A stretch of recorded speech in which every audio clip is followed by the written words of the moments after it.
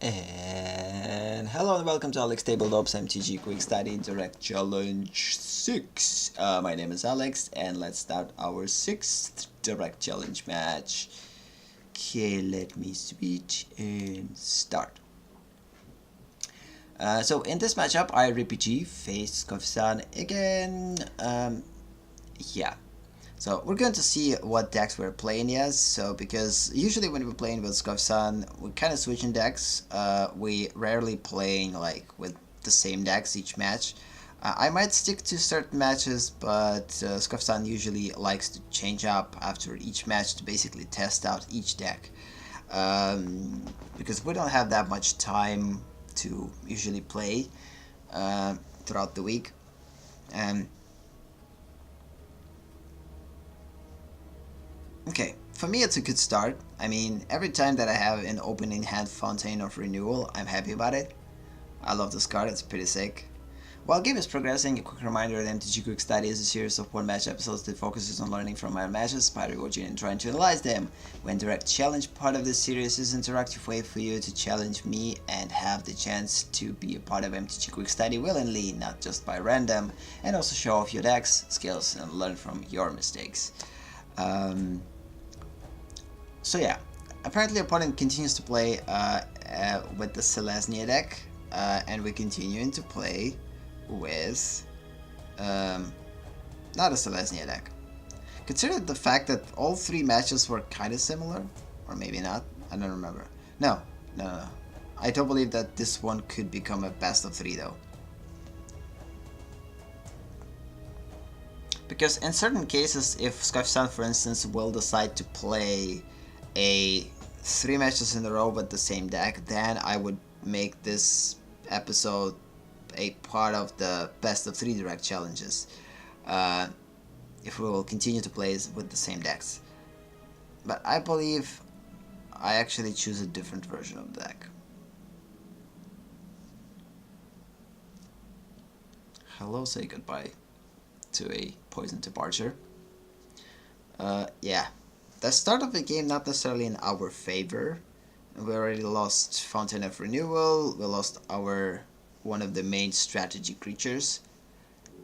So now it all comes down to what we're going to play next. Ideally, I don't believe that placing Twilight Prophet would be a good idea. I probably should place Golden Guardian at that point, because it's better. One of the reasons why I decided probably not to play it, because opponent might have a another Night of Autumn, and because of this, there was a good possibility that we could lose Golden Guardian just by one creature entering the battlefield. So, and later I decided to remove Golden Guardian from this deck because it's just not working here, usually. It's just like here. Yeah, exiling this Cavalier was the best idea possible to this particular, because again, after death it's not going to produce anything because it's exiled. Skibbity boom.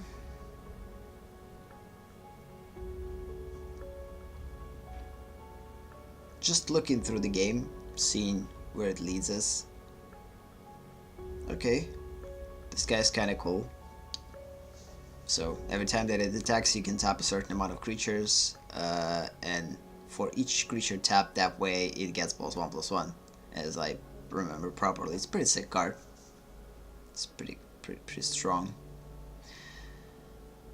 So yeah, the good thing is that I have damage preventer, so if opponent will draw a pretty big army of creatures, I will be able to prevent all damage. And also waiting for ritual like cards to basically remove the insignificant small creatures from the play. And this is one of the reasons why I'm kind of hesitated at this point. Like I don't know what exactly to play best.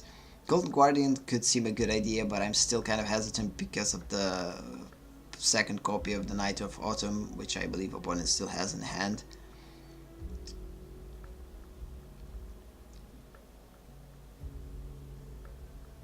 And I guess I tried to think, okay, opponent still has an artifact removal. I know that SkofiSun has a lot of artifact and enchantment removals. He understands the fact that there's a lot of them, usually in decks, and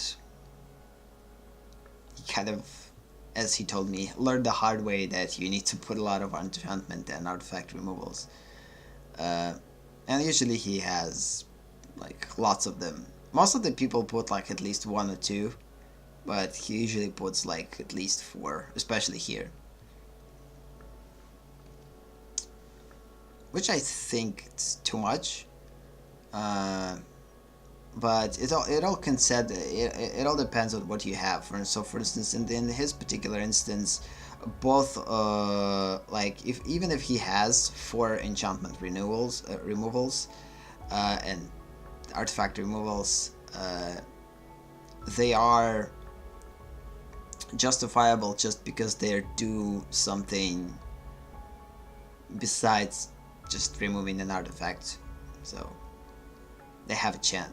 They have a choice. So, for instance, Knight of Autumn has choice, and not just one, but a lot of them. So yeah, we need to kill champion. He will deal pretty excessive damage to us. So I guess at this particular point, it's better actually to keep it. I wouldn't use it.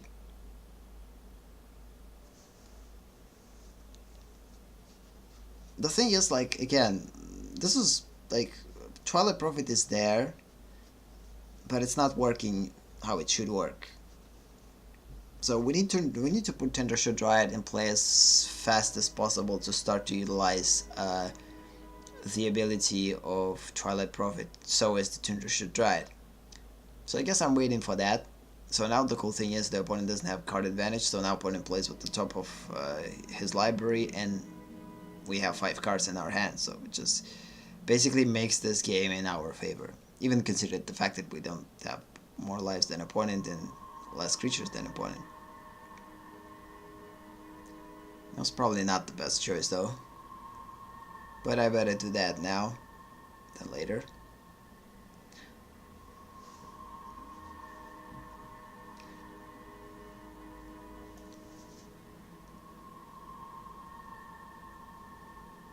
I still believe that I should probably play Tendershoot Dryad instead of... oh no. Hello, maybe not, I don't know. Considering the fact that now I know that Conclave Tribunal will be placed. Maybe everything turns out right. I mean, we didn't lose it. We draw 2 additional cards. We'll lose some life, it's not that big of a deal. And now, hopefully I will make a right choice by putting Tendershoot Dryad, because now this is the play that I need to make. Let's just hope that opponent doesn't have another Tribunal. I believe opponent has 3, to my knowledge. Or at least at that time, SkofiSun, I guess, had only 2 of them. Okay, continuing to produce a lot of tokens. Of course, opponent's Saproling Migration is not going to matter if we're going to continue to produce tokens with Tendershoot Dryad, so this is one of the things that I like about this card that basically pauses for reflection, that it has Conclave or Convoke ability. Convoke ability. Convoke ability is one of my favorite abilities because you virtually will be able to play things for free by just tapping your creatures. It's not necessarily free, but it's kind of free, so at least you're not using any actual resources for it. You're kind of paying by the creature's state. I know that opponent doesn't have any flyers in this deck, so I probably will play Harpooner too. And we still will be able to use a pause for reflection because we have a lot of creatures that we'll be able to tap. There's no point of attacking, and I decided not to play Harpooner yet. I don't remember if opponent has mass removal in this hand, in this deck, but if SkofiSun does, we need to be careful by putting too much stuff in play. And my Golden Guardian is still not working. I mean, eventually I get rid of him from this deck, because it was on so rare occasions when he worked that I decided it's just better to remove him.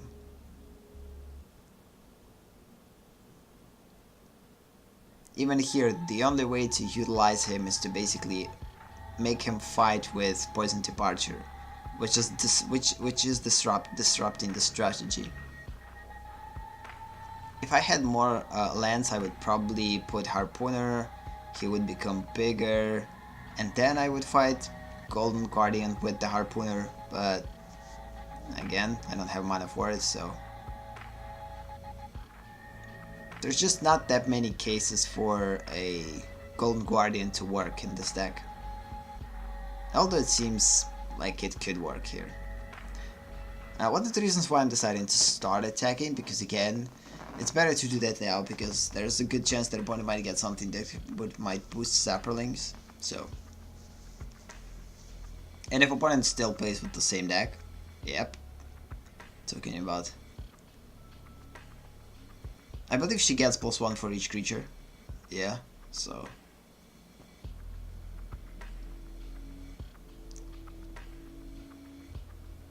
Yeah, I'm kind of getting a little bit mana flooded here. And again, I'm not going to be able to fight unless I want to lose my main thing here. So it's kind of disappointing. I mean, I could basically fight against multiple Saprolings. This is something that I didn't thought about it at that time.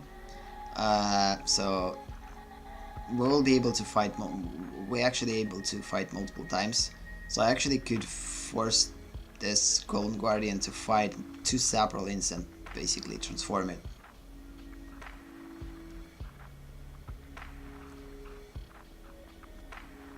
Especially right now in block phase. Like, why not? Again, didn't thought about that one. So right here it would be a good idea to, those Saprolings who will die, I could fight with them, with the Golden Guardian. Golden Guardian would die. And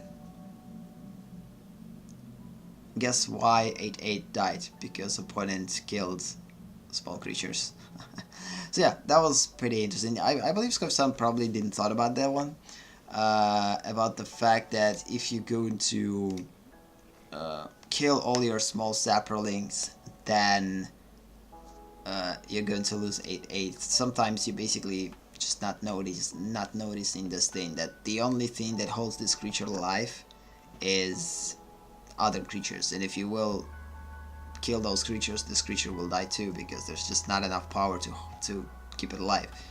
So I guess one of the mistakes here was is to block with my couple of my Saprolings with certain amount of creatures. Opponent probably would lose less life by not blocking than by just blocking, because we had Poison Tip Archer. But again, it was a pretty hard match for SkofiSun to basically survive, because again, SkofiSun got all needed cards, but a little bit later than they should be, than he should be. So yeah, I guess this is kind of it for this episode. Thank you for watching. If you like this video, give it a boost and invite your friends. If you want more, subscribe and set the bell note. Visit AleksTabletops on Twitch to be a part of MTG live sessions. Have a nice day or night, and see you in the next challenge. Interact challenge. Bye.